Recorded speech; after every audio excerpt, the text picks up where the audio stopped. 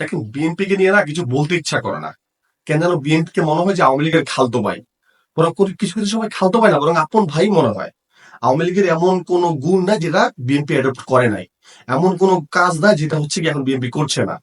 বরং পুরো দস্তরে স্বৈরাচার এই আওয়ামী লীগের মতোই তারা অ্যাক্ট করছে বা আচরণ করছে। 5ই আগস্ট অভ্যুত্থানের পরে তারা ছাত্রদেরকে যেভাবে সমীহ করে কথা বলতো, যেভাবে বাবাসনা করে কথা বলতো, 10 মাস পর সেটা টোটালি উল্টা হয়ে গেছে। এখন তাদের কাছে এই বিপ্লব বিপ্লব ছিল না, এই অভ্যুত্থান অভ্যুত্থান ছিল না, এটা তাদের একটা আন্দোলন ছিল। অথচ এই মির্জা ফখরুল ইসলাম বলেছিল যে এটা রাজনৈতিক দলের আন্দোলন, এটা আমাদের আন্দোলন না, আমরা এর সাথে জড়িত না।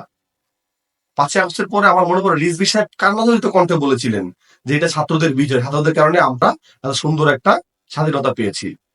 খালেদা জিয়ার মুক্তি নিয়ে তো আমি গত 17 বছর দেখিনি কোনো বিএনপি নেতাকে ভালোভাবে কথা বলতে, কোন তেমন কোনো অবদান রাখতে।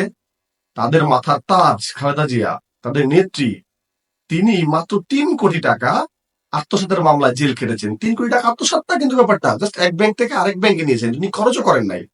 3 কোটি টাকার এই মামলাতে তিনি জেল কেটেছেন, বিদেশে চিকিৎসা নিতে পারেন না, মৃত্যুর প্রহর গুনেছেন।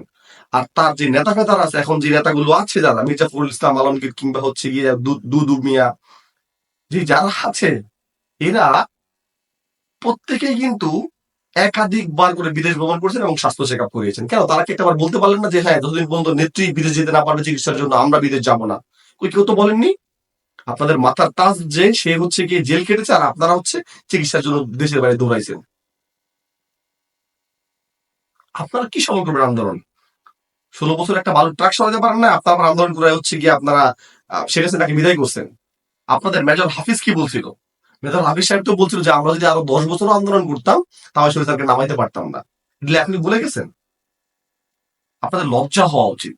আমি বিএনপি নেতা কর্মীদেরকে বলতেছি, এখন কর্মীদের কোনো দোষ নাই, নেতাদেরকে বলতেছি, আপনাদের লজ্জা হওয়া উচিত যে আপনারা নতুন বন্দোবস্তর জায়গায় আপনারা আবার সেই পুরনো আওয়ামী লীগ স্টাইলে রাজনীতি করছেন। আপনার সেই আবার সন্ত্রাসবাদ, সেই গালাগালি, সেই দখলদারি, সেই একই জায়গা চিন্তা করছেন আপনারা। তো বড় বড় কথা বলেন না। নিজেদের মাথার তাজকে যারা হচ্ছে গিয়ে জেলখানায় রেখে বিদেশে চিকিৎসা করতে গেছে, তারা আবার এখন দেশে এসে বড় বড় গণতন্ত্রের কথা বলে, তাদের দলের হাই কমান্ডের কথা বলে। দলের কি কমান্ডটা আপনারা মানেন? এখন পর্যন্ত আপনাদের দিয়ে এদেশে ভালো কিছু আশা করা যাচ্ছে না। আপনারা আগে নিজেদের দলে গণতন্ত্র ফিরিয়ে আনেন, আগে নিজেদের দল সংস্কার করেন। ওই পৈতৃক সূত্রে পাওয়া নেতৃত্বটাকে পৈতৃক সূত্র থেকে বেরিয়ে এসে ওটাকে ভোটের মাধ্যমে করেন। আগে নিজেদের দলকে যদি আমরা গণতান্ত্রিকভাবে চালাতে পারেন, তারপরে দেশের গণতন্ত্র ফিরিয়ে আনার জন্য আপনারা আওয়াজ তুলেন, জনগণ আপনাদেরকে সাপোর্ট দিবে। অন্যথায় শুধু শুধু ফাঁকা আওয়াজ মেরে কোনো লাভ নেই। ভোটে আসলে জনগণ ঠিক আপনাদেরকে প্রত্যাখ্যান করবে। ধন্যবাদ।